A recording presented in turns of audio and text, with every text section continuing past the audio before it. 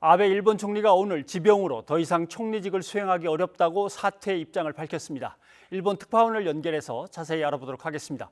이경화 특파원. 네, 도쿄입니다.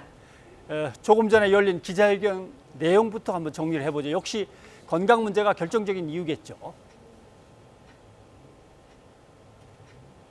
네, 그렇습니다. 아베 총리는 오늘 오후 5시 총리관저에서 열린 기자회견에서 사퇴의 뜻을 직접 밝혔습니다.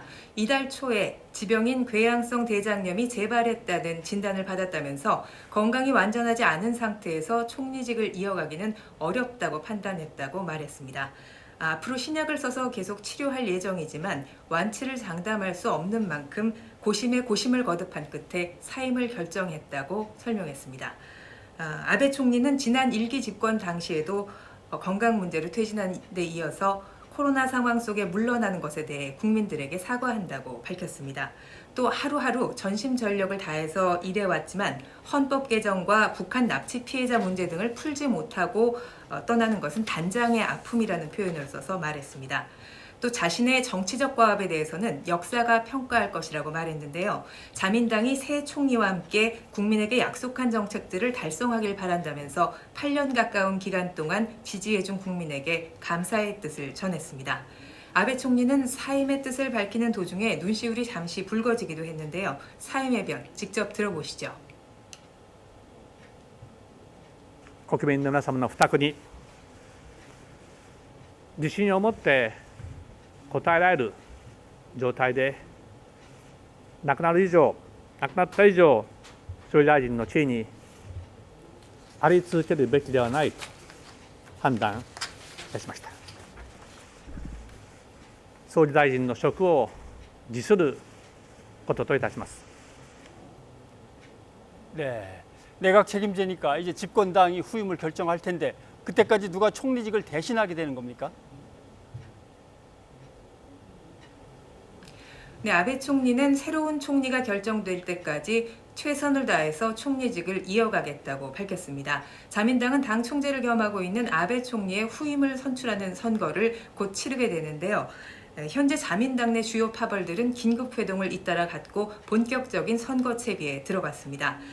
보통은 자민당 소속 의원들과 각 지역 당원 대표가 함께 투표에 참여합니다만 긴급한 상황인 만큼 의원들과 당원 대표 3명 정도만 투표에 참여해서 신속히 총재를 선출하는 방안이 유력하게 검토되고 있습니다.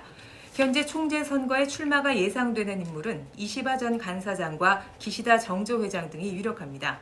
스가 관방장관도 최근 위기 관리를 위해 아베 총리가 후계자로 지명할 가능성이 점쳐지면서 유력 후보로 급부상했습니다. 이와 함께 꾸준히 총재직에 도전 의사를 밝혀왔던 고노 방위성 장관 등도 출마 가능성이 거론되고 있습니다. 네, 아베 총리 결국 중도에 퇴진하게 되는데 앞으로 한일 관계에 어떤 변수가 되겠습니까? 네, 한 나라의 총리가 바뀐다는 것, 이 커다란 정치적 이벤트 자체가 그동안 얼어붙은 한일 관계에 변화를 모색할 계기가 되는 것은 분명해 보입니다. 특히 고노 방위성 장관이나 기시다 정조 회장은 외무성 장관을 역임해서 한일 관계를 직접 담당했던 경험도 있습니다. 하지만 누가 총리가 되더라도 강제동원 배상 판결과 그에 따른 수출 규제 등 양국 현안에 대한 입장차가 크기 때문에 변화를 기대하기는 좀 어렵지 않느냐, 이런 전망이 우세한 상황입니다. 지난 2006년 9월에 일본 헌정사상 최연소로 총리가 된 아베 총리는 당시에도 불과 1년 만에 지병인 궤양성 대장염으로 물러난 바 있습니다. 지난 2012년 12월에 두 번째로 총리직에 오른 뒤 지난 24일로 일본 헌정사상 최장 연속 재임 기록을 세웠는데요. 오늘까지 2803일을 총리로 일했습니다. 하지만 본인이 필생의 업으로 삼았던 헌법 개정, 그리고 동일본 대지진 극복의 상징으로 치르고자 했던 도쿄올림픽을 결국 자기 손으로 이루지는 못하게 됐습니다. 최장수 총리의 기록은 남겼지만 정치적 유산은 남기지 못한 채 아베 총리는 또다시 건강 문제로 관저를 떠나게 됐습니다. 지금까지 도쿄에서 YTN 이경화입니다.